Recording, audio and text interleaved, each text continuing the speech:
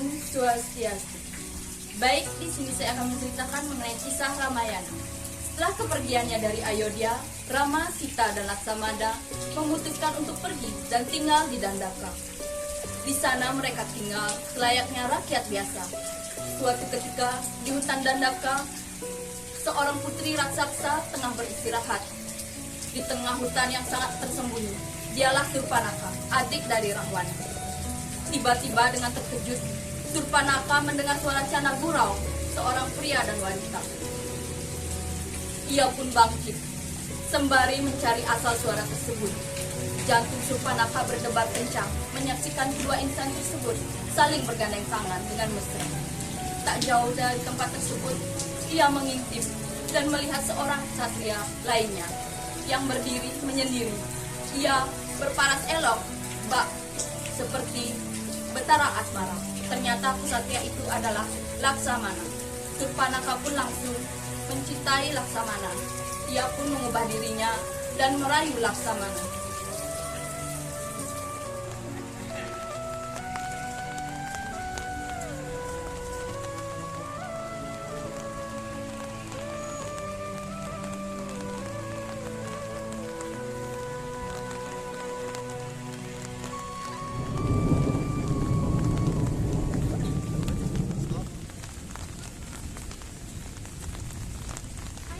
Tampan, siapakah namamu?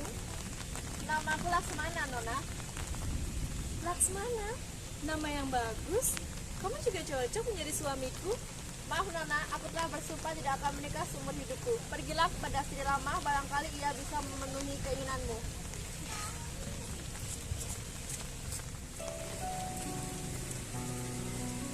Rama, maukah kamu menjadi suamiku? Maaf Nona, aku hanya mencintai istriku. Tidak ada seseorang pun yang bisa menandingi kecantikan istriku. Laksmana sudah menolakku dan kau harus menjadi suamiku. Pergilah ke Laksamana, barangkali dia bisa memenuhi keinginanmu. Merasa ditipu oleh kedua saudara tersebut, Surpanaka pun menjadi emosi.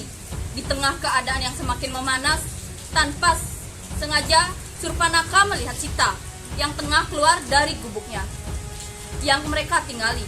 Melihat kecantikan Sita, kemarahan Surpanaka pun semakin memuncak. Kemudian ia mulai menyerang Sita. Melihat kakak iparnya terancam, Laksamana pun mulai menghadang Surpanaka dengan pisaunya. Laksamana berhasil memotong hidung Surpanaka. Dasar wanita sok suci, gara-gara kamu, Rama dan Laksamana tidak mau menikahiku. Apa maksudmu? Jangan sok polos kamu. Sekarang aku akan mengutukmu. Surpanaka pun kesakitan. Ia pun pergi dari hutan Dandaka dan kembali ke Alengka.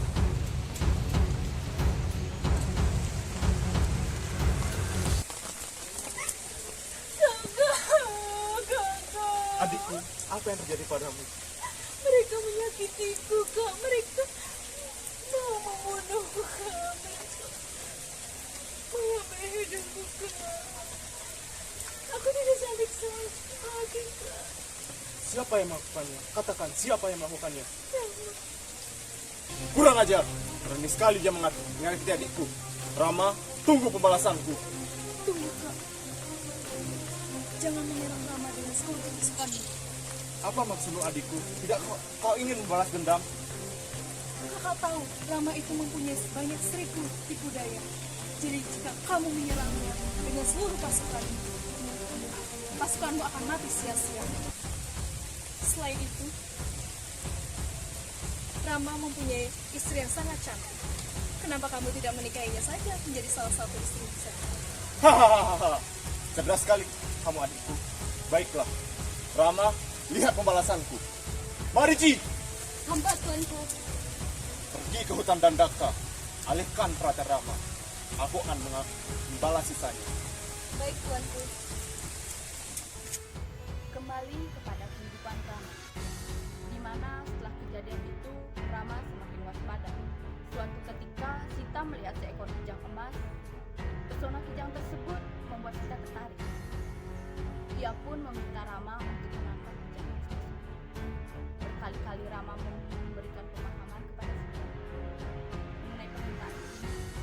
Namun pada akhirnya Rama pun mundur dan memutuskan untuk memenuhi permintaan dari Dewi Sita. Sebelum pergi menangkap kijang emas tersebut, Rama memerintahkan adiknya untuk menjaga Sita.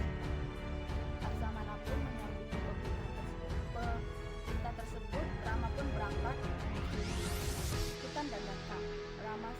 Rama sama sekali tidak melihat seekor kijang emas. Barulah beberapa saat setelah itu ia melihat kijang emas tersebut. Segera ia mengambil surga dan memanggil. Namun bukannya kijang emas yang dia lihat, melainkan seekor raksasa yang telah menyerang kijang emas. Kakak, mengapa kakak begitu cemas?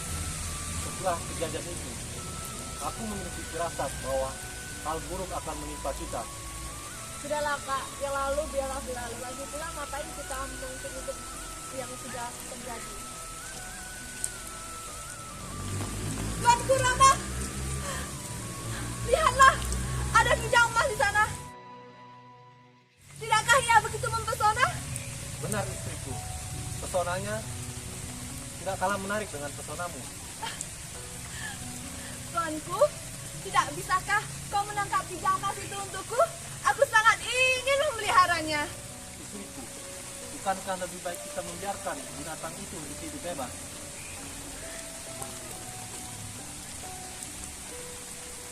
Baiklah istriku, aku akan menangkap kijang emas itu untukmu. Tapi sebelum aku pergi, aku memintamu untuk tetap berada di gubuk dan ditemani oleh Laksamana. Dan kau adikku, aku memintamu untuk menjaga kakak iparmu selama aku pergi. Baik kakak.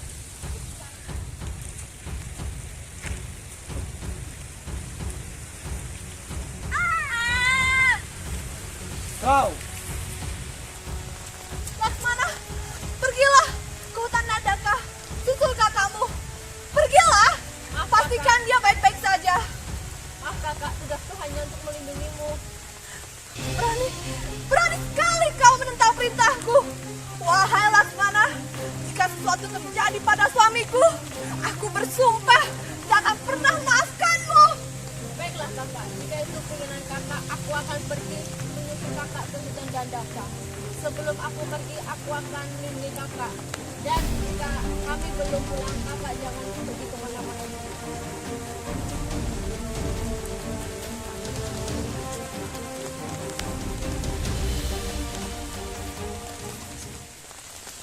Kakak! Ada apa Laksamana? Bukankah aku menyuruhmu tetap berada di gubuk untuk menjaga kakak iparmu?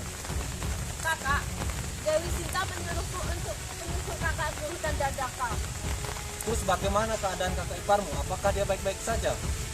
Kakak, Dewi Sinta sudah aku kasihkan pengaman agar Dewi Sinta nggak kemana-mana. Mari kita cari kakakmu. Baik kakak.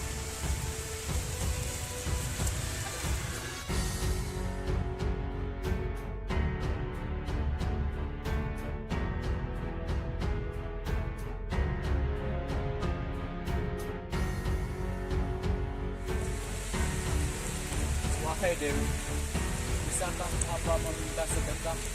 Hamba juga kami belum makan. Salam pendeta. Baiklah, mohon tunggu sebentar. Ini pendeta, makanan untuk Anda. Namun, mohon maaf, hamba tidak dapat keluar dari lingkaran ini, pendeta. Tubuhku rendah. Pada lelah. Bisakah minta tolong bawakan makanan itu untukku? Mohon maaf, pendeta. Hamba tidak bisa. Aku hanya meminta bantuanmu untuk membawakan makanan itu.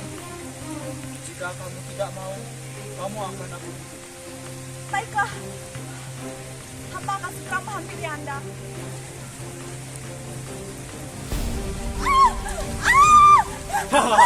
Teriaklah! Teriaklah dengan keras. Tolong, Rama! Siapapun yang akan menolongmu.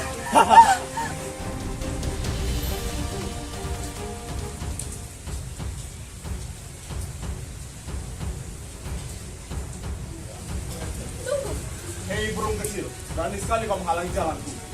Hei Rahwan, kau telah melakukan kesalahan besar. Jika kau ingin membawa Dewi Sita, langkahi dulu Maya. Hei burung kecil, sombong sekali dirimu. Baiklah, jika itu kemauanmu, aku akan kabulkan.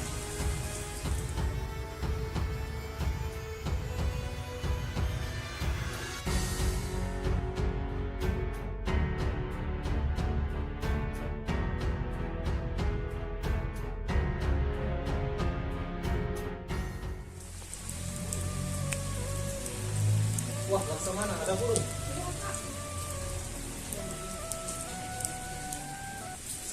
Wahai burung, apakah kau melihat wanita melintasi sini tadi? Oh Tuhan, tadi aku melihat seorang wanita telah dibawa oleh Rahwana menuju hutan Kiskinya. Di manakah itu, wahai burung? Berjalanlah lurus ke arah barat di seberang kerajaan Kiskinya. Itulah aku. Terima kasih, wahai burung.